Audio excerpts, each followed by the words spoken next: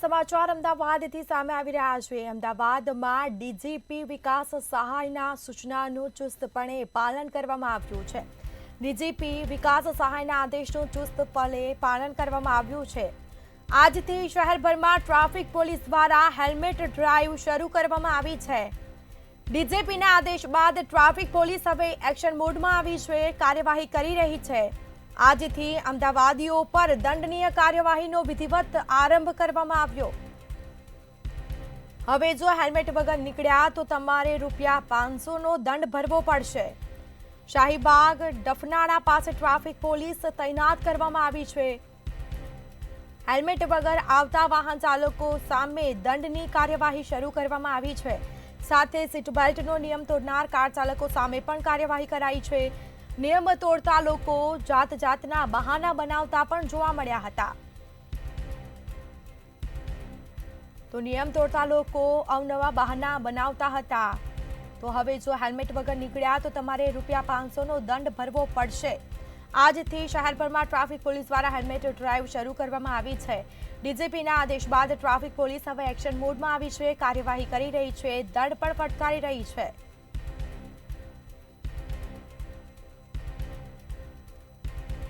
તો આજથી અમદાવાદીઓ પર દંડનીય કાર્યવાહીનો વિધિવત આરંભ કરવામાં આવ્યો।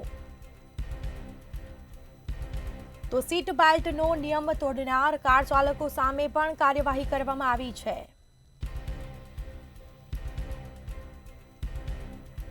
આજથી શહેરભરમાં ટ્રાફિક પોલીસ દ્વારા હેલ્મેટ ડ્રાઈવ શરૂ કરવામાં આવી છે।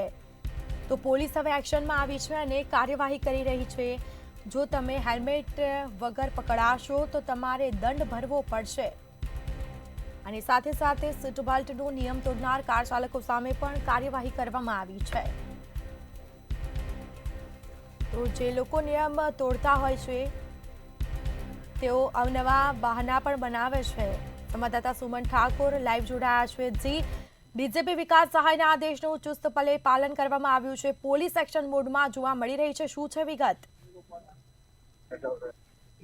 જી ચોક્કસપણે સ્મિતા કહી શકાય કે હાલ પોલીસ એક્શન મોડમાં જોવા મળી રહી છે।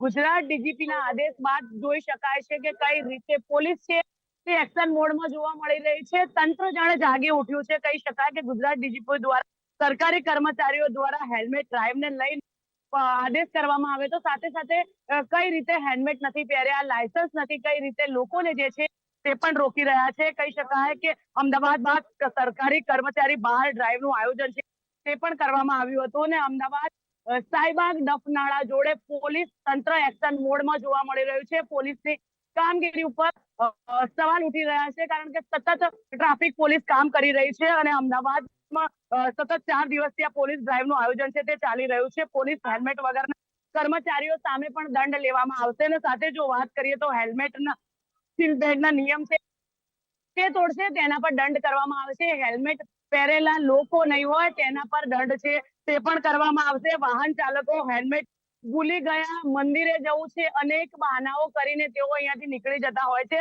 સાથે સાથે પોલીસ કર્મી છે તે પણ તેમને દંડ છે તે ફટકારતા હોય છે અને કહી શકાય કે બહાના કાઢીને હેલ્મેટ નથી પહેર્યું, અહીંયા જ મૂક્યું છે, થોડી વારમાં પાછા આવીએ છીએ, મંદિરે જવું છે, ઘરે જવું છે, લગ્નમાં જવું છે, એવા બહાના કરીને તેઓ છે તે નીકળી જતા હોય છે। દેશભરમાં ટ્રાફિક ડ્રાઈવનું આયોજન છે તે ચાલી રહ્યું છે અને અત્યાર સુધીમાં 58 કેસ છે તે પણ કરવામાં આવ્યા છે અને સાથે જો વાત કરીએ તો આજે ટ્રાફિક ડ્રાઈવનું આયોજન છે તે કરવામાં આવ્યું છે। જી આપવા બદલ આપનો આભાર। તો આ સાથે સીટ બેલ્ટનો નિયમ તોડનાર કાર ચાલકો સામે પણ કાર્યવાહી કરશે।